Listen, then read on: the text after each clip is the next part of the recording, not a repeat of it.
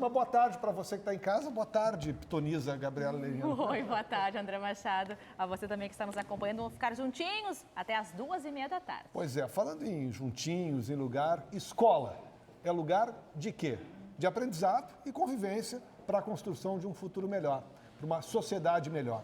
Só que, infelizmente, não é só isso. A escola também tem sido lugar de bullying. O termo em inglês é carregado de intimidação pela violência física ou psicológica.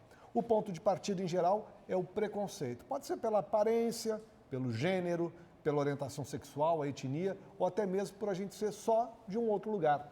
Um dado da ONU indica que 4 em cada 10 crianças ou adolescentes passam pelo bullying. De acordo com o MEC, o número de vítimas é menor, cerca de 10%. Agora, independente do dado, as marcas que esse assédio grava no desenvolvimento do agredido e, acredite, também do agressor, ela é certa. Onde é que isso pode chegar? Nós vimos no RS Acontece dessa quarta-feira. E hoje, Gabi, nós vamos falar mais sobre esse assunto. E vamos ver outros destaques também. Assustados. Um dia após o ataque à escola estadual em Charqueadas, na região carbonífera, aulas foram suspensas na instituição e comunidade escolar ainda tenta entender por que o infrator atacou os alunos. Plano frustrado. Operação policial desarticula quadrilha que planejava atentado contra agentes da Polícia Federal. Ofensiva na Zona Norte. 6 pessoas foram presas na Vila Nazaré durante a operação da Polícia Civil para combater crimes de homicídio e tráfico de drogas. De olho no prato. Gosta de comida japonesa? Saiba como perceber que o alimento que você está consumindo é de qualidade. Café da manhã ou almoço? As curiosidades do brunch, um costume europeu que anda conquistando cada vez mais os gaúchos.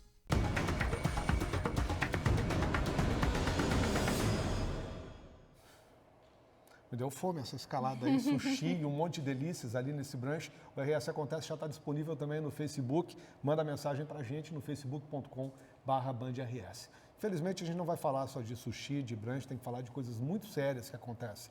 Um dia depois do ataque a uma escola de Charqueadas, a comunidade escolar se reuniu para conversar sobre o caso e tentar retomar a rotina. O Jonathan Bittencourt está por lá e acompanhou. Boa tarde, André. Boa tarde, Gabi. Todos que acompanham o RS Acontece. Quinta-feira de movimentação tanto atípica, porque esse horário era de se esperar. Muitos alunos aqui no Instituto Estadual Assis Chateaubriand. No entanto, por causa do ataque que foi registrado na tarde de ontem, protagonizado por um adolescente de 17 anos, deixando 6 feridos, felizmente apenas ferimentos leves, a movimentação então mudou. Hoje houve um encontro promovido por diretores de instituições de ensino, escolas daqui da região de Charqueadas, também a própria direção, representantes da Secretaria Estadual de Educação, também da Comissão de Prevenção da Violência, um trabalho que é realizado pelo governo do estado do Rio Grande do Sul. Ficou acertado que as aulas vão começar na segunda-feira. As aulas vão ser retomadas na segunda-feira e hoje à tarde acontece um encontro dos pais e também dos alunos da sala de aula onde foi registrado o ataque.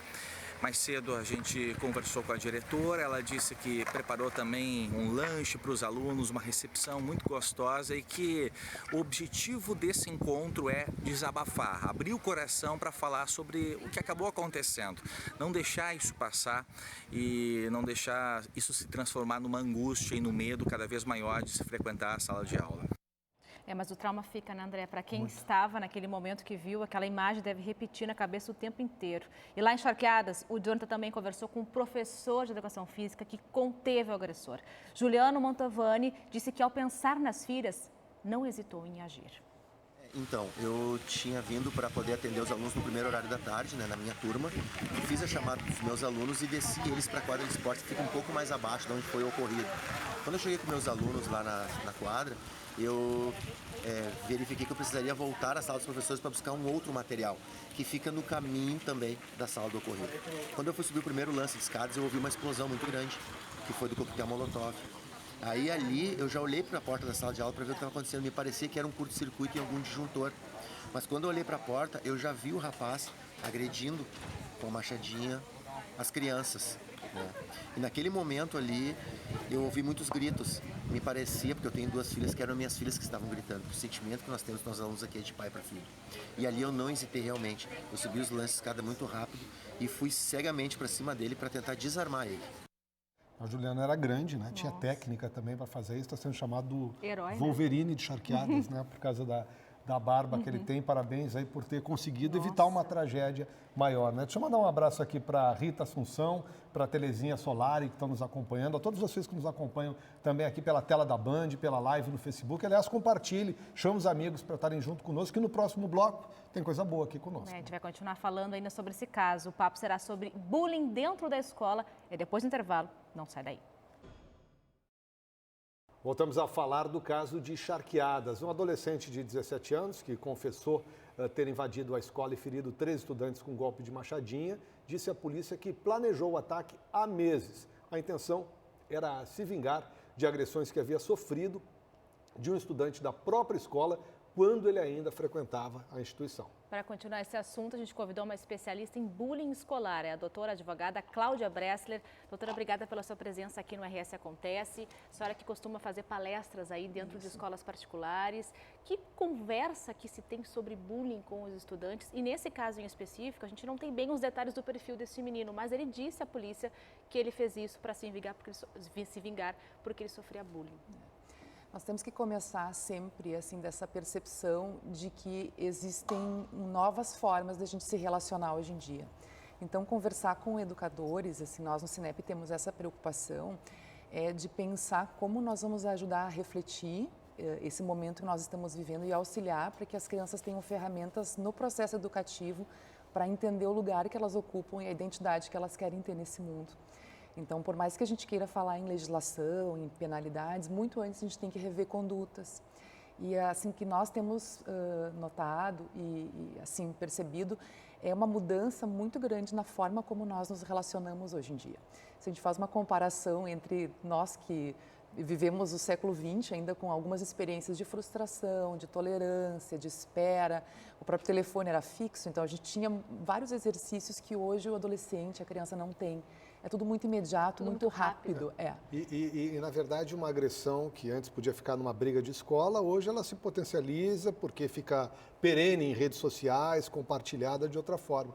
A reação do adolescente e da criança pode ser essa terrível que a gente viu lá em Charqueadas, mas pode ser pior também ainda, porque pode ser o próprio agressor, o agredido, fechasse no seu mundo, se mutilar, algumas vezes, inclusive, tomar medidas mais extremas, né? Como é que a gente pode orientar pais, sobretudo em casa, a perceberem que uma ação como essa está ocorrendo com os filhos nas escolas?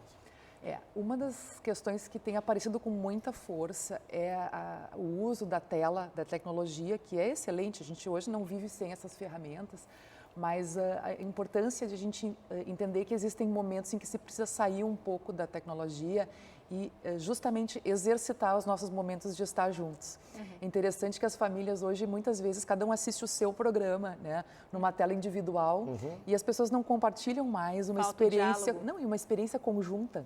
Porque essa experiência conjunta faz com que a gente olhe um filme, a gente discuta na família. Sim, agora aqui pode estar lá numa casa, lá a mãe, o pai vendo aqui o RS Acontece, o filho do lado assistindo um desenho, o outro fazendo um jogo, cada um com a sua tela. Cada um na sua realidade.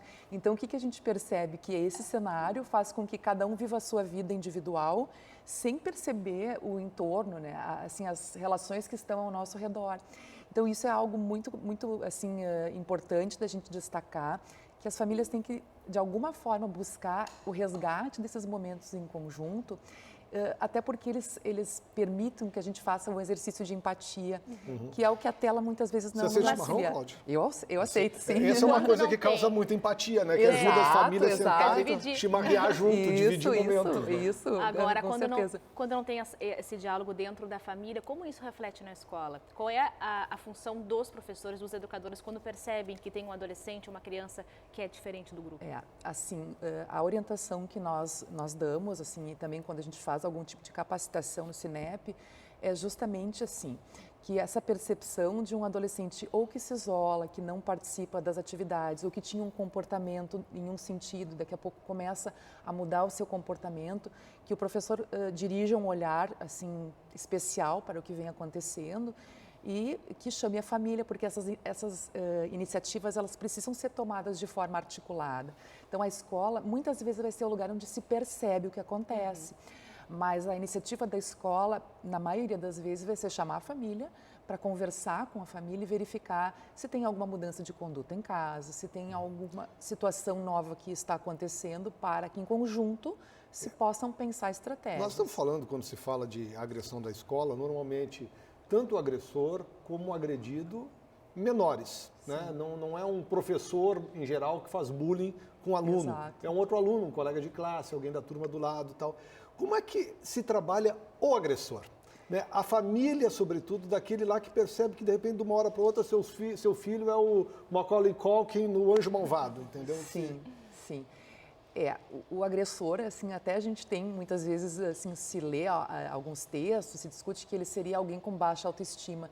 E não é isso que acontece. A gente verifica que o agressor, muitas vezes, ele tem essa palavra que agora muitos referem, o empoderamento natural, né? E ele é um exercício desigual de poder. É alguém que precisa afirmar o seu poder, né? E ele identifica em algum colega uma fragilidade para justamente reforçar este poder perante o grupo. No fundo, ele é bastante inseguro. Existem estudos que dizem que sim e outros que não, que ele é muito seguro, sim, e ele tem uma certeza de impunidade. Então, que vem também da criação dele em casa, né? Do ambiente que ele tem em casa. Nesse momento. Também de uma ideia hoje, assim, que nós temos, assim, de como fazer o manejo da punição, né? De o aluno, o filho, entender qual é o limite dele. E em sociedade, nós todos sabemos que o limite ele está em todos os lugares o tempo todo. E nós, então, como família e escola, a gente tem que auxiliar nesse processo de entender que ele tem limite. E o limite, muitas vezes, nesse exercício de vivência, é se descentrar, né? Sair de si, para que eu possa, então, exercitar a empatia. É me alegrar com a alegria do outro, é me entristecer com a tristeza do outro, né? E isso, com a nossa vida muito individualizada e, às vezes, só nas ferramentas tecnológicas de um jeito individual, nós não estamos mais auxiliando os nossos filhos, as crianças, adolescentes, a entenderem a importância de viver em coletividade. E né? esses números de crianças e adolescentes assim, dessa forma, que sofrem bullying, tem aumentado? Os relatos para vocês? Assim, o que se percebe é que existe um aumento do relato, né? E as escolas têm, assim, feito a sua ação buscando identificar. Tem um levantamento da ONU que diz que 40% no Brasil teria passado. O Ministério da Educação diz que é um pouco menos. Tem um ponto que você tratou que eu queria aproveitar até sua formação jurídica para ver, que é punição. Qual é a questão da responsabilização? Estamos falando de menores, né? Então, no máximo, seria um ato infracional nesse caso. Isso. Os pais têm responsabilidade e respondem por isso também? É muito importante e interessante a sua pergunta. Nós temos dois âmbitos. O âmbito civil, que é a reparação pelos danos morais. Tá? No âmbito civil, então, se existe uma demanda, os pais, sim, respondem pelos atos dos filhos menores. Então, se eu tenho um adolescente, né, sob minha responsabilidade, que ofende, que faz publicações em redes sociais e que isso acaba ensejando, então, um dano moral, o pai, o responsável, acaba respondendo. No ato infracional, no âmbito penal, não. Cada um responde por si. Né? E aí, como nós temos situações extremamente graves, nós vimos na reportagem que a gente tem casos de internação. Mas, que é o caso de charqueadas. Que é o caso de charqueadas. Mas existem hoje algumas questões que estão acontecendo e eu considero bem importante referir que, assim, a gente tem, por exemplo, o vazamento de nudes, às vezes por adolescentes em redes sociais, em WhatsApp, e já existem medidas socioeducativas sendo aplicadas a adolescentes em razão dessas divulgações. Às vezes por meio de acordo com o Ministério Público e às vezes por decisão judicial. Então a gente tem adolescentes que por vezes prestam serviços numa prefeitura, prestam serviços num hospital. E eu gosto de dizer, quando eu compartilho esse conhecimento, né, de que a gente tem a ideia assim, de que o direito penal ele trata da prisão, né, só a prisão como se fosse uma ferramenta. Tem muitas outras ferramentas de punição. Exato, porque é uma restrição da minha liberdade. Né? Obrigado por estar conosco aqui, nos ajudar a entender melhor esse tema. Tá? Muito obrigado. Sempre. Vamos seguir aqui, porque até poderia ser um roteiro de filme, mas não é. E ainda bem que um planejamento desses foi descoberto pela polícia. Um grupo criminoso que se preparava para cometer um atentado contra agentes da Polícia Federal que atuam no combate ao tráfico de drogas. Uma pessoa foi presa hoje durante uma operação policial que desarticulou essa quadrilha. A repórter Eduardo Oliveira tem mais informações. A Polícia Federal cumpriu mandados de busca e apreensão em Santa Vitória do Palmar e também em Rio Grande, no sul do estado. Essa operação visava desarticular um grupo criminoso que planejava atentar contra a vida de servidores públicos de policiais federais. Essas ações seriam em represália a operações feitas pela Polícia Federal entre os anos de 2016 e 2019. Entre esses anos, foram presas cerca de 100 pessoas por tráfico de drogas e também apreendidas cerca de 3 toneladas de entorpecentes pela Polícia Federal. O secretário de Captação de Recursos da Prefeitura de Itaqui, na fronteira oeste do estado, foi encontrado morto aqui na região metropolitana. Germano Aires Garcia Ferner, de 58 anos, foi assassinado com 4 disparos de arma de fogo em Viamão. 2 horas antes, ele havia se hospedado em um hotel aqui em Porto Alegre, onde participaria de um seminário. O corpo da vítima foi encontrado às margens da estrada do Caminho do Meio. Os pertences do secretário, como celular e carteira, estavam junto ao corpo no momento em que ele foi encontrado. Por isso, a hipótese mais distante no momento é a de latrocínio. 6 pessoas foram presas hoje em uma operação da Polícia Civil realizada para combater crimes de homicídio e tráfico de drogas na zona norte aqui de Porto Alegre. A ofensiva aconteceu na Vila Nazaré. Além das prisões, foram cumpridos 13 mandados de busca e apreensão. A operação teve origem depois de um duplo homicídio registrado no interior da vila em agosto do ano passado, quando as vítimas foram atingidas em plena luz do dia por mais de 100 disparos de arma de fogo. Um idoso de 78 anos de idade foi preso em Nova Santa Rita, na região metropolitana, suspeito de estuprar 2 meninas de 7 e 8 anos. O caso teria acontecido em janeiro de 2018, na casa onde ele morava, em Canoas, município vizinho. Conforme as investigações da Polícia Civil, o homem, que não teve a identidade revelada, possuía um pônei e deixava que as crianças brincassem com o animal, desde a condição de que elas aceitassem os abusos. Ele foi detido e encaminhado ao sistema prisional na manhã de hoje. Nossa, veio uma palavra na minha boca que eu não posso dizer porque nós estamos no ar ao vivo. Dá vontade, André. Dá vontade. Dá vontade. Que cidadão. Olha só, que tristeza. Foi velado nesta manhã um menino de apenas 4 anos que morreu após um acidente com um trator na comunidade da linha Salto, em Santo Cristo, na região noroeste aqui do estado. Em depoimento à polícia, o pai da criança disse que o menino caiu do veículo. O garotinho estaria o acompanhando no trator quando o homem precisou dar uma ré. Foi aí que ele viu que o filho não estava mais em cima do trator. A criança teria sido atropelada pela roda esquerda do veículo. O caso está em investigação pela Delegacia de Santa Rosa e ocorreu na tarde desta quarta-feira. Olha, vamos falar de uma história agora muito pesada. De um lado, uma mente assassina. Do outro, o sangue frio e a inteligência de uma mulher.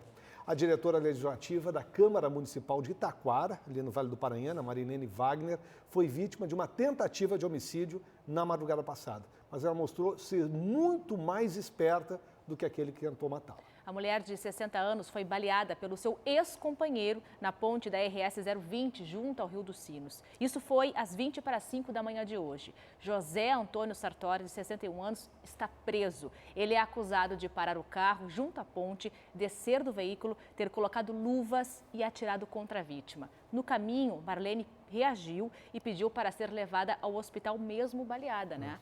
O homem negou. Pois é, ele negou e aí que vem o sangue frio da vítima. Diante da negativa, ela se fingiu de morta. O homem acreditou, testou, viu se ela tinha pulsação, achou que não e a levou ao hospital de Taquara. Chegou lá, descreveu o que seria um falso assalto. Marlene ouviu tudo que o ex-companheiro falou e, na presença de policiais, ela relatou toda a tentativa de homicídio. Sartori foi detido por tentativa de feminicídio.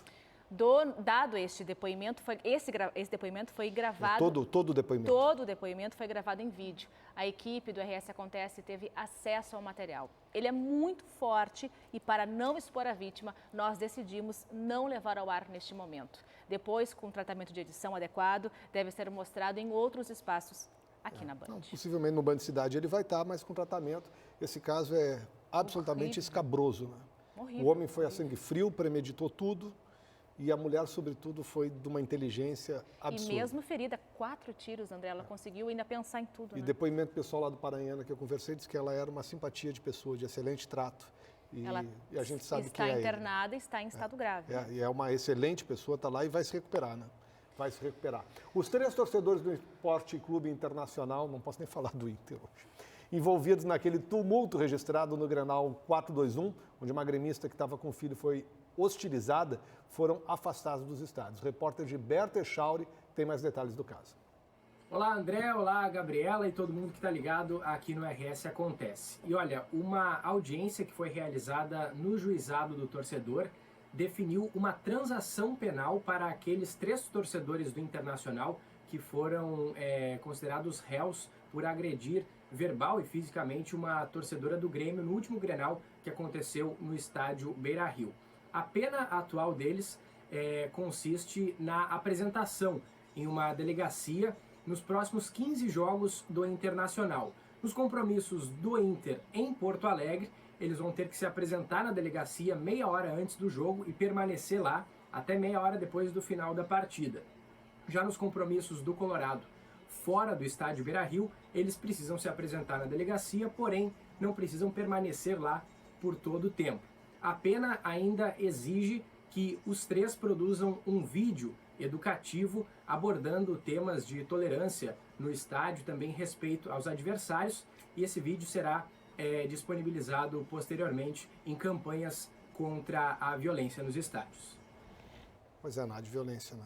Não, vamos falar de diálogo agora, mais do que Até porque nunca. de futebol eu não quero falar. Quer falar? Não. Podemos quero, continuar, eu tô de também, azul, o que tu acha? Tu também não quer falar. Eu sei que eu não tô muito bem, mas enfim, tô melhor que tu Nós nesse estamos momento. abraçados juntos na desgraça, Como né? E um tocando flauta no sempre, outro, André. né? Qual é para você a grande marca que Porto Alegre espalha pelo mundo, que leva a cidade a ser convidada para participar de grandes fóruns e ser foco de estudo dos mais diferentes nacionalidades? Você acredita que é esse chimarrão aqui que a gente está tomando, ou então as conquistas da dupla Grenal que a gente estava falando, está equivocado. O diferencial da cidade gaúcha, da capital gaúcha, é o orçamento participativo. A prática completa 30 anos e é debatida em seminário com a participação de representantes de diversos países para discutir o legado da participação popular na tomada de decisões. O secretário adjunto de Relações Institucionais aqui de Porto Alegre, Carlos Igre, está conosco no programa para comemorar 30 anos de uma prática que começou em meio a tanta polêmica, secretário, e que hoje em dia é praticamente um consenso independente da posição política de cada um. Obrigado por estar conosco aqui. Eu que agradeço o convite, André, Gabi. É um prazer poder estar aqui com vocês e falando desse tema, né? Que é um tema tão caro para a cidade e que eu já estou há algum tempo atuando também na área, tem uma paixão especial. O orçamento participativo ele tem toda essa marca que o André muito bem disse aqui na introdução, e a gente agora está com esse seminário em Porto Alegre, começou ontem, né? A primeira mesa já aconteceu na manhã de ontem, na tarde de ontem na Casa dos Conselhos. Hoje os visitantes estão tendo visitas técnicas à tarde em demandas do orçamento participativo em regiões, visitando comunidades, ouvindo as lideranças, enfim. E amanhã, na Câmara de Vereadores, e sábado, no Cinema Capitólio, nós temos 2 dias inteiros de debates, com mesas dos temas mais diversos, desde o financiamento da participação até o futuro, né, do orçamento participativo e as suas mais de 7.000 experiências no mundo, André. A nossa experiência aqui inspirou e gerou mais de 7.000 experiências nos 5 continentes do mundo, e eles estarão aqui dividindo com a gente os seus erros, os seus acertos, para que a gente possa também avaliar o nosso processo, a partir de como que também tem fora problemas, daqui. né? Como todo processo muito antigo, tem problemas que a gente precisa ir resolvendo. E é só com essa troca de experiência que a gente consegue Começou isso. o RS Acontece hoje, né, André, falando sobre diálogo, da importância do diálogo, mais do que nunca. O orçamento participativo é isso mesmo, é diálogo com a população. Né? Gabi, e a gente tem falado que o AP, Porto Alegre está fazendo 30 anos. Alguns podem dizer, está desgastado, né? É uma prática nova, né? Daqui a pouco tem que renovar, enfim. Nós estamos inaugurando este ano, inspirados na experiência da Prefeitura de Madrid, né, uma etapa de participação digital no AP. O AP até o ano passado ele era 100% presencial. Tinha aqui nas assembleias, há 30 nas reuniões. anos não tinha smartphone, hoje nós temos. É que hoje tem que se Nem atualizar, internet, né, no Nem Brasil. internet adequada. Tem que se atualizar. E Madrid iniciou há 4 anos atrás o seu processo 100% digital. E nós construímos uma cooperação técnica onde eles estão implantando etapas presenciais com a nossa participação, nós fomos lá ajudá-los a organizar isso, porque a etapa presencial é uma etapa importante, onde as pessoas conversam, tu não está atrás do teu telefone só com o que é prioridade para ti naquele momento. Tu está ouvindo as pessoas, outras demandas, outros problemas. Né? Isso é um processo muito importante que a gente possa reunir em algum momento e ouvir os problemas de todos e tentar tirar uma conclusão. Você chimarrão, secretário? O secretário estava contando para a Gabriela, antes da gente começar o programa aqui, que eu fui procurado como jornalista por mais de uma instituição para falar sobre orçamento participativo internacional, para participar de estudos. Uma delas, se não me engano, foi uma pesquisa relacionada ao WRI. Tive a oportunidade de acompanhar em Xangai a Expo 2010, onde o orçamento participativo foi lá ser mostrado como uma prática política inovadora. A Prefeitura tem ideia de quantos estudos, e eu lembro isso desde as épocas das gestões do Partido dos Trabalhadores ainda, de quantos estudos, temas foram desenvolvidos a respeito do AP? André, não, porque toda hora surge um novo estudante, um novo pesquisador dos mais diversos lugares do mundo querendo vir aqui conversar com a gente ou ter dados pela internet mesmo. Todo mês a gente atende alguém, ou remotamente ou presencialmente. A última visita que nós tivemos o mês passado foram de 2 coreanas, né, que a Coreia do Sul tem orçamento participativo, né, tem uma etapa de participação lá, e elas vieram aqui e lá alguns estudos são encomendados pelo governo. E este é um estudo encomendado pelo governo coreano para a universidade que elas participam, da Faculdade de Sociologia, e elas estão estudando para melhorar o processo lá na Coreia. Lá na Coreia. Mas experiências de orçamento participativo, nós teremos amanhã, chega hoje à noite, o professor Nelson Dias, que é um português, que é uma das maiores autoridades mundiais na academia sobre participação direta, participação popular no mundo, e ele acabou de publicar um livro no início desse ano, que ele estudou e catalogou mais de 7.000 experiências de mundo democracia participativa e nós estamos mundo lá. Afora. Não, nós somos a inspiração de todas elas. Agora, secretário, o senhor falou da parte digital, já está em prática isso? Sim, esse aplicativo? sim, desde o mês de junho, desde 12 de junho, né, foi o lançamento da etapa digital de participação. Ainda é uma etapa muito inicial, não é de graça que até então nós não tínhamos nenhuma participação digital no orçamento participativo, sendo que as ferramentas já estão aí, né? Existia uma resistência das lideranças comunitárias da cidade e que a participação digital ia suplantar a presencial, né? Essa coisa que é importante da participação presencial, das pessoas conversarem, se ouvirem, chegarem a consensos. E isso era uma resistência muito grande. Nós conseguimos vencer isso e estamos num processo inicial de participação. Não é o que Madrid faz ainda, Madrid faz 100% do seu processo pela internet, mas é um processo inicial que a gente quer... Podemos caminhar para lá. A ideia é essa, a mesa de debates de ontem foi o Borba Pietro, de Madrid, mostrando a sua experiência de lá e tentando pesquisador, comunidade, quem quiser entender um pouco mais e ir no Seminário do Capitólio pode fazê-lo. Sim. A participação é aberta, gratuita. Né? Amanhã, 9 horas da manhã, na Câmara de Vereadores, no plenário na Terra, nós temos o dia inteiro de debates ali, com várias mesas na Câmara. E no sábado, a partir das 9 da manhã, no Cinema Capitólio. E, André, eu quero deixar um convite muito especial aqui para os telespectadores. Assim, para quem não se interessa por reuniões ou por participar o dia inteiro de seminários, enfim, às 5 da tarde nós estaremos na Orla do Guaíba, no encerramento do seminário, todos iremos para a Orla. No sábado, é isso? No sábado, onde vai estar acontecendo uma atividade cultural durante a tarde inteira, skate, slackline, música, serviços da prefeitura, o AP Digital vai estar sendo cadastrado ali, e às 5 da tarde a banda da Brigada vai tocar o Parabéns a Você, nós vamos comemorar com um bolo. Nos vemos na Orla, então. Às 5 da tarde. Secretário, obrigado por estar com a gente aqui. Eu que quero agradecer a oportunidade, agradecer o André, que é um militante né, na área da comunicação do processo, e novamente convidar a todos para que possam participar tanto do seminário quanto das plenárias do orçamento participativo que começam dia 23 de setembro. Tá bom. Obrigada, vamos falar de outra coisa que faz tempo, hein, Gabriela? Mas não tem 30 anos não, viu? Mas tem 3. E finalmente chegaram ao fim as obras do Largo dos Açorianos. A área vai ser entregue hoje em cerimônia oficial no fim da tarde, mas o repórter Aristóteles Júnior já está por lá aproveitando e nos mostra agora como é que ficou o local que abriga um dos marcos da história aqui da capital. Tá lá no fundo dele. Lá. É contigo, Aristóteles. Vamos lá.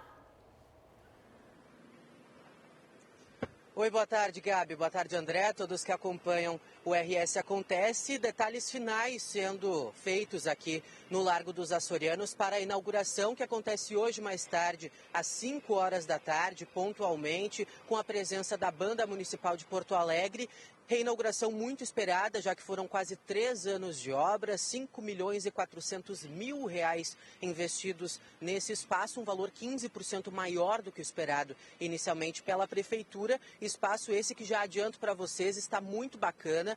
O pessoal que trabalha aqui na região do Largo dos Açorianos já esteve por aqui, uma circulação relevante de pessoas, considerando tanto tempo antes da reinauguração oficial. Nesse momento nós vemos os espelhos d'água aqui do Largo dos Açorianos. O primeiro deles já está completamente finalizado, sem obras mais aparentes, enquanto o segundo, que nós estamos vendo agora, ele conta ainda com um processo de limpeza e de alguns retoques finais nessa obra ainda sendo executados. Por que 5 horas da tarde essa reinauguração? Por conta da iluminação cênica que existe aqui no local. Somente na Ponte de Pedra são 32 lâmpadas e fora as que existem ao redor desse monumento para ajudar aí a iluminação noturna e tornar esse parque mais atraente também para a população. Nós vemos aqui exatamente que as faixas de contenção ao redor da praça ainda permanecem em pé, elas estão sendo retiradas nesse momento, então ainda não está 100% concluída esse processo de revitalização. Aqui a Ponte de Pedra, nós temos esse trecho aqui que ele é novo e é na sequência o piso original da Ponte de Pedra, que também passou por esse processo de revitalização e é o grande destaque desse novo parque que será entregue aqui em Porto Alegre na tarde dessa quarta-feira. Vamos conversar agora com algumas das pessoas que estão aqui já aproveitando esse novo espaço. A Dona Vera já está aqui há alguns minutos, Dona Vera que mora aqui nas proximidades do Largo dos Açorianos. Dona Vera, boa tarde. O que achou da revitalização? Maravilhosa, maravilhosa. A gente que já tinha anos aqui com muita anarquia e tudo, e agora está tudo organizado, né? Está muito lindo, maravilhoso. A senhora vinha muito aqui com frequência antes da revitalização, agora vai aproveitar mais? Ah, sim, a gente vai aproveitar muito mais com os cachorrinhos, tudo, né? Passeando. É isso aí. Estamos felizes. Pois é, André, Gabi, revitalização completa será entregue hoje mais tarde. Seguimos aqui acompanhando a movimentação no Largo dos Açorianos antes da abertura oficial pela Prefeitura de Porto Alegre. Obrigado. Eu só fiquei com uma inveja da Dona Vera. Nunca sentei ali na Ponte de Pedra para tomar um chimarrão. Ali. Tá vendo agora? A gente tá aqui. André. Aliás, nosso chimarrão, o Jorge estava reclamando do nosso chimarrão no Facebook. Que não gosta, vem tomar um chimarrão com a gente aqui, a gente gosta, bom. toma tranquilo. Passa o dia na redação tomando. Na hora do programa, traz para cá. Vamos para o intervalo? Vamos, daqui a pouco a gente vai falar sobre inclusão e fé, né, André? É uma missa especial para surdos. Vai ocorrer aqui na capital e vai ser rotina, hein? Detalhes a gente conta em instante, a gente já volta.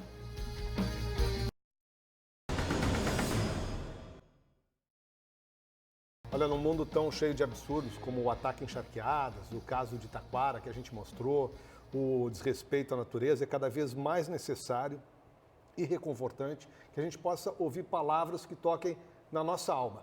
Um dos caminhos para esse conforto é a religião. Só que essa possibilidade não está necessariamente disponível para todos, a questão de poder ouvir a palavra. Se pegarmos, por exemplo, a Igreja Católica, como é que a gente vai acompanhar o sermão do padre se a gente não escuta ainda? Para incluir fiéis com deficiência auditiva, a Pastoral do Surdo retoma no próximo mês uma missa mensal com intérprete para a língua brasileira de sinais. A gente vai saber mais detalhes agora, conversando com a irmã Célia da Costa Santos, da Congregação Irmãs Franciscana Aparecida, e com a intérprete Juliana Pokorski, que vai nos ajudar aqui a conversar também com quem não escuta, com os surdos que estão nos assistindo nesse momento, né, irmã? Então, que grande alegria poder retomar novamente esse tipo de missa especial para quem não consegue ouvir. Quando vai ser a primeira missa, irmã? Que bom. Então, boa tarde a todos. Obrigada já de antemão por essa oportunidade. Na verdade, nós temos o desejo de uma missa ao mês, né, com tradução em Libras, né, com intérprete.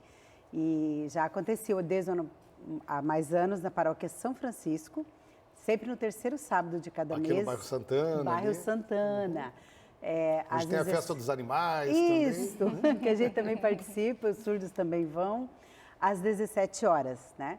Aí nós tivemos com a transferência do Frei Luiz Fernando, que foi a Roraima, que também lá temos a Pastoral do Surdo. E então nós estamos agora retomando em setembro, né, a partir das 17 horas, dia 21 de setembro, o terceiro sábado do mês. Mas nós já temos tradução da missa em Libras aqui na Paróquia Santo Antônio, né? E na Escola Frei Pacífico também. Que fica na frente da Que fica na frente. Que fica na Igreja Santo Antônio, quando é que são as missas? Ali nós não temos um dia fixo, então aí nós, mais nas festas, né, da igreja, tempo pascal, Natal, sempre nessas datas especiais, festa de Santo Antônio, aí nós temos a tradução em Libras, né? Estou muito feliz que a gente está conseguindo conversar com o pessoal também, conseguindo trazer essas informações, né, André? Olha lá, inclusão, isso é inclusão, né, André? Eu vendo lá a Juliana lá, feliz. Aliás, quando eu vejo a Juliana, eu sinto uma inveja, né? Porque é verdade. A gente precisa efetivamente deveria também, saber, né? Enfim, falar, poder se comunicar. Qual é o sentido que tem se a gente está aqui comunicando? Tem uma parcela que não consegue chegar à mensagem que a gente passa. E eu queria saber, irmã, justamente sobre isso, assim, sobre a alegria das pessoas nesse momento da inclusão e como é que isso repercute em vocês religiosos, religiosas que estão executando esse trabalho. É uma emoção muito grande, porque nós temos essa sede de deixar com que a Pastoral do Surdo seja conhecida, seja amada, seja divulgada, porque nós temos muitos surdos e são pessoas com muitos dons, são pessoas com muitas potencialidades, na luta também sociais, na questão da educação, na questão da inclusão, dos seus direitos também como surdo, né? Para que sejam surdo, né? Que eles tenham a comunicação e sejam felizes na sua identidade. Então, para nós também, como liderança religiosa, a gente tem essa preocupação em ajudar o surdo a ser feliz na sua identidade, assim como ele é. Né? Através da Libras se comunica, ele sente as emoções, as pessoas ficam assim também comovidas, sensibilizadas, porque vê que a nossa comunicação com eles flui de uma forma muito natural, muito bonita. E eles são muito agradecidos também, porque é um jeito de nós fazermos com que eles conheçam mais Jesus Cristo, que eles conheçam mais a palavra. E eles são muito curiosos em relação à palavra de Deus. É uma das coisas que nós percebemos que é muito bonito, né, o que significa, porque a Bíblia ela é simbólica, né, tem muitos símbolos, então não adianta só fazer uma tradução literal, então nós temos que muitas vezes interpretar. Tem a interpretação, né? Interpretação do texto, interpretação em Libras. Que também não deve ser fácil tentar passar o sentimento através das mãos, dos gestos, né? É, porque tem todo um contexto, né, a gente sabe a questão bíblica, ela tem um contexto, mas a gente dedica tempo, então o trabalho com os surdos nesse aspecto, ela tem tempo. Mas a missa ela é celebrada lá com a Juliana, com outros intérpretes de Libra ao lado, ou nós já temos sacerdotes que são capazes de celebrar a missa toda em Libras? Hein? Temos sacerdotes capazes de celebrar, sim. A nível de... Que conhecem a língua e fazem a interpretação. Temos aqui, da Diocese de Novo Hamburgo, o Padre Mateus, ele traduz toda a missa. Assim, a gente fala a missa do silêncio, porque daí nós não colocamos canto, a gente responde em Libras. Então, os ouvintes que participam, eles participam pela Libras. Então, o Padre Mateus parece o Padre Fausto também, que conhece, o Frei Luiz Fernando, que estava aqui também. Né? Mas devido à missão em outras paróquias, às vezes não pode dedicar exclusivo para os surdos. O desafio nosso vai ser um dia aqui apresentar um telejornal também, assim, né? Olha! Nós aqui fazer a nossa que parte. Desafio A gente tem que aprender, tem que estudar, eu né? Eu topo. É fácil. Na Escola Frei Pacífico tem curso. Aqui do ladinho. Aqui do lado, pertinho, ainda sai do trabalho. Para vocês e para tantos outros que desejarem. Irmã, obrigado por estar conosco. Missa em setembro na São 21? Francisco, né? Dia 21 de setembro, às 17 horas, na Paróquia São Francisco, no Santana. Tá certo. Muito obrigado, Juliana. Obrigada, Obrigado, Juliana. um abraço para você, viu? Obrigado, Juliana, que está com a gente aí. Vamos voltar até o Largo dos Açorianos. A nossa equipe atravessou a rua e foi conferir como é que está o outro lado do largo, aquela parte que não passou por obras. Como é que está tudo aí, Aristóteles? Está no mesmo padrão ou não, hein? Olha, André, mesmo padrão não. A gente esperava uma situação um pouco mais crítica, mas ainda assim tem alguns pontos a serem melhorados aqui no lado do largo, onde fica o Monumento dos Açorianos, inaugurado em 1973 aqui em Porto Alegre, em homenagem aos 60 casais de açorianos que primeiro chegaram aqui à capital gaúcha. Nós podemos perceber aqui no Monumento dos Açorianos em específico que há o registro de muitas pichações. Quase todas as partes dele, ele é bem fragmentado e quase todas essas partes têm algum tipo de pichação, algum tipo de marca desse tipo de rua. Há também muito lixo abaixo do Monumento dos Açorianos, alguns objetos deixados provavelmente por pessoas que acabaram passando a noite por aqui, também diversos tipos de copos, latas descartados, enfim, até mesmo a grama aqui desse lado do Largo dos Açorianos é bem diferente. A gente percebe que é uma grama um pouco mais alta e é uma grama não tão cuidada, já que o Largo dos Açorianos, que nós mostramos anteriormente no RS Acontece, passou por obras recentemente, vai ser inaugurado hoje no final da tarde. Não é a mesma situação de conservação aqui desse lado, onde fica o monumento, que é um dos cartões postais de Porto Alegre, é um dos locais mais importantes para a cultura de quem vive aqui na capital gaúcha. André.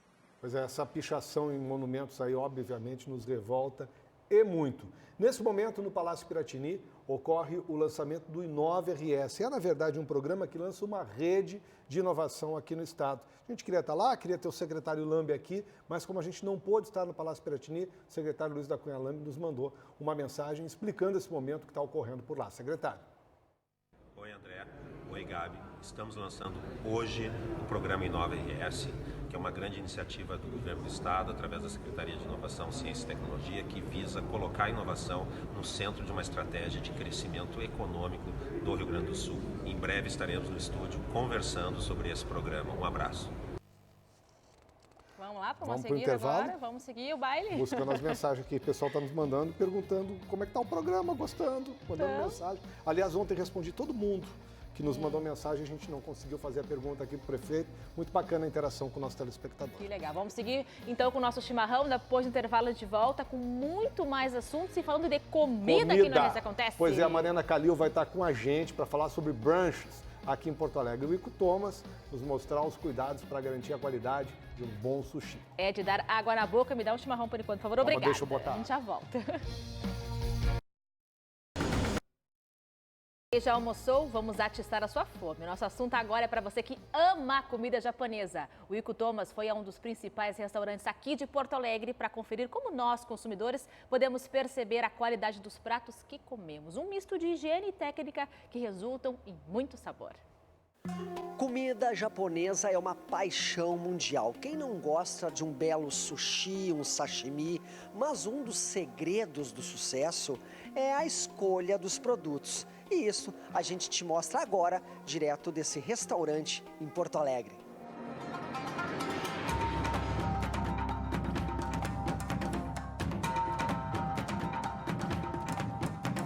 Todo estabelecimento de sushi tem que ter um cuidado muito especial, né? Sim, muito especial. A gente aqui no Toque, a gente faz o controle sanitário de acordo com a legislação da Anvisa. A gente visita os nossos fornecedores para ver a qualidade, faz o controle das temperaturas que chegam os alimentos, a temperatura do peixe que está em exposição também. A gente aplica muito aqui as boas práticas sanitárias, que é muito importante.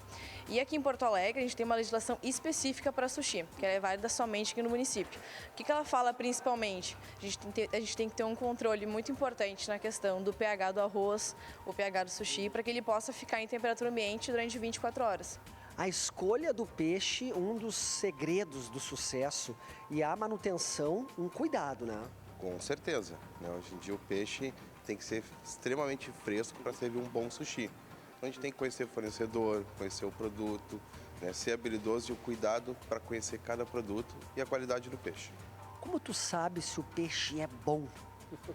São vários aspectos. A gente avalia o peixe, são, bem dizer, 4 fatores essenciais, que são óleos, que devem estar brilhantes, as guelras, que devem estar com uma cor viva, bem avermelhada, a textura, que deve estar firme e não deve estar soltando muita escama.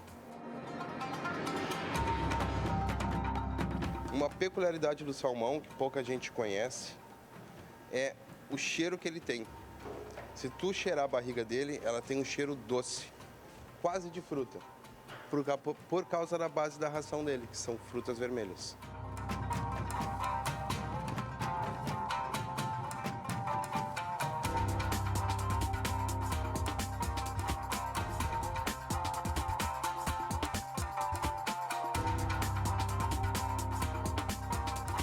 E agora, a hora boa, né? Provar, né, Chef Tom? Com certeza, essa é a melhor parte. Aqui a gente fez várias variedades daquele peixe, o sashimi, o uramaki, o nigiri e um gunquinha gorgonzola.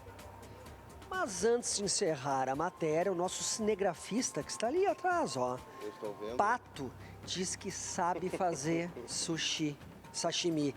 Então é o seguinte, coloca no tripé essa câmera e vem mostrar, porque só contar não adianta, né, chefe? Com certeza. Mãos à obra, Sr. Pato.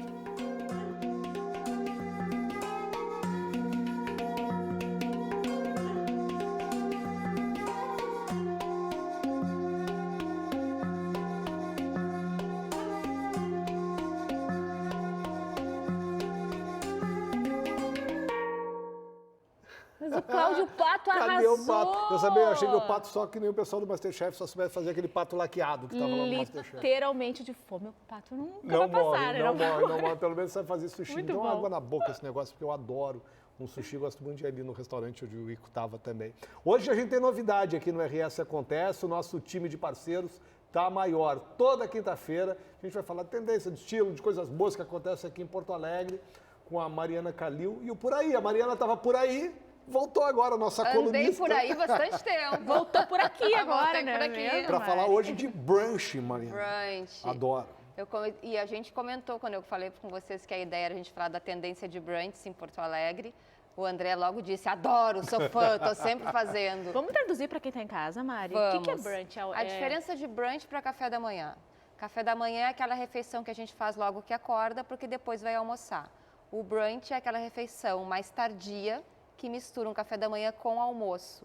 E aí brunch, porque vem de breakfast, em inglês, com lunch, que é almoço. E aí vira brunch e a gente incorporou, então, essa nomenclatura inglesa. Que é uma coisa mais reforçada, assim, né? É mais forte que um café, né?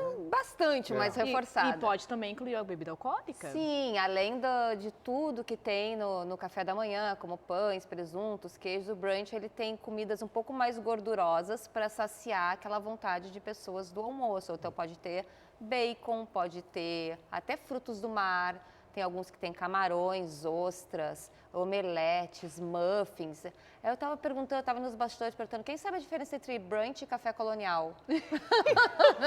Porque aqui eles transitam. O brunch não é um café colonial gourmetizado, É isso aí, entendeu? que foi exatamente o que me disseram. Café da... Então quer dizer que a gente já estava na moda há muito tempo. Há muito isso, tempo, né, o Rio Grande do Sul já Gauchada vem ditando. tinha, né? Isso que eu ia te perguntar, tu andasse circulando, a gente está vendo as imagens aí. Sim. Virou moda, caiu no gosto dos gaúchos? Caiu no gosto. Eu fui em 3 cafeterias de muitas que servem brunch aqui em Porto Alegre e me contaram que o perfil é de todas as idades, são principalmente de manhã cedo, vão pais com crianças.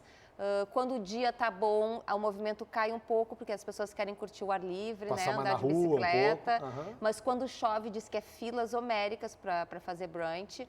Alguns oferecem buffet, então tu paga um valor fixo e tu te serve. Delícia assim como em esses hotel, mapas, né? Que a gente tem aquelas mesas. E outros é à la carte, tu escolhe. E também tem combos. Tem o combo da Bélgica, então tem... Você destacou a questão do hotel, mas é diferente do café continental que a gente está acostumado, como chama o café do hotel, né? Isso, café do hotel, no máximo que você tem ali é um omeletezinho, uma salsichinha, não sei o quê. O brunch tem Não, o brunch infinitamente tem... mais coisas. E tem muitos pratos de outros países. Então tem panquecas francesas, tem bolinhos belgas. E as pessoas vão variando. E até uma das cafeterias que eu visitei, disseram que o sucesso é tanto que aumentaram o cardápio de opções de brunch. Olha. E tem também aquelas pessoas, porque o brunch surgiu na Inglaterra, no final do século XIX, especialmente para aquelas pessoas que faziam festa. Por isso que ele é tradicionalmente servido fins de semana e feriados. Que horário começa o brunch? Por volta de 11 horas, por aí. alguns um pouquinho mais cedo, 10. Eu que sou chique, tô na moda e tal, eu vou num que normalmente começa a servir às 10h30 da manhã. O André é uma pessoa que acorda com Vai fome. até o meio da tarde. Eu ia dizer, mas que fome. Vai até o meio da tarde. Mas é final de semana, é só... Final de semana, porque ele tradicionalmente começou a ser servido para quem fazia muita festa e aí acordava louco de fome e queria tarde. E aí queria fazer aquele café da manhã com almoço. Reforçado. Então, reforçado. E aí eu estava conversando, além dos pais, com filhos que vão, tem aquele pessoal que é muito distinto, assim, elas estavam me contando. Aquele pessoal que chega de Uber lá pelas 11h30 com o olho aberto, outro fechado, assim. Escuro. O Uber abre a porta, ele se atira para dentro do brunch e pede tudo que tem no cardápio. Que maravilha. Não, e você destacou que tem uns que tem justamente essa coisa meio do café colonial, assim, que você faz naquele mesão, tem de tudo ali para poder aproveitar, né? A gente mostrou já várias imagens aí. O que mais te chamou a atenção que você viu nessas mesas aí, Maria? Ai, os doces, eu fiquei impressionada com a elaboração dos doces e da interpretação de doces de fora para cá, que não fica nada a dever a apple pie, cinnamon rolls. Então, isso me chamou muita atenção. Outra também, a tábua de queijos e frios, muito elaborada. E os lugares aconchegantes e, sobretudo, assim, a gente está falando de café da manhã de hotel e agora comparando a delicadeza das porcelanas, das louças, porque brunch também é isso, né? A delicadeza no servir. Então... Isso que eu ia te perguntar, e tem tanto faz o buffet para a pessoa se servir ou também a francesa? Vem francesa. Tudo na mesa como café colonial mesmo. Porque tem uma das cafeterias que eu visitei que eles não têm o buffet nunca, mas eles têm todos os dias, todas as opções de brunch no cardápio. Então, tu pode montar o teu brunch. Eu vai lá, bota o forninho elétrico, tu esquenta alguma coisa se quer, tem os forninhos disponíveis ali para todo mundo. É um espetáculo. E daí tem... Só que é caro, né? Vamos deixar claro assim, que não é uma coisa baratinha. Não, assim, né? não. E não é um café na padaria. Não é um café na padaria como a gente faz em São Paulo, lá o pão na chapa, né? É para de vez em quando, então. E aí tem também o que acompanha espumantes e vinhos um pouco mais suaves, né? Porque é um horário, digamos nada assim, muito não pesado. nada muito pesado. E existe ao contrário já a janta? Sabe que há um tempo atrás eu fiz café uma matéria. colonial. Eu fiz uma matéria sobre brunch, que estava na moda em Nova York, que já misturava drinks, né? Com o lunch, que é o almoço, com os drinks do final de tarde. Mas aqui ainda não chegou. Daqui a pouco a gente pode voltar e ver se está... daqui a pouco vai ter um jantar às 2 da madrugada, a gente vai dizer de outro nome, por aí vai. Né? Pelo comer é uma maravilha. E ver as imagens que a Mariana mandou pra gente, melhor ainda. Não, e aí me ofereciam, quer sentar e faz um brunch? Eu, não, obrigada, vou noutra cafeteria. Aí na última eu não resisti e comi um docinho. Maria, até quinta que vem. Até quinta. Obrigado. Pode ir por aí, voltar aí, nos trazer mais coisas. Volte por aqui. Vambora? Vamos lá, né? Ficamos por aqui, então. O RS Acontece volta amanhã com mais informações. Outras notícias, que horas? Às 10h para 7h da noite, no Band Cidade, com o Sérgio Stock. A gente se vê amanhã. Uma ótima tarde para você. Até lá. Até amanhã.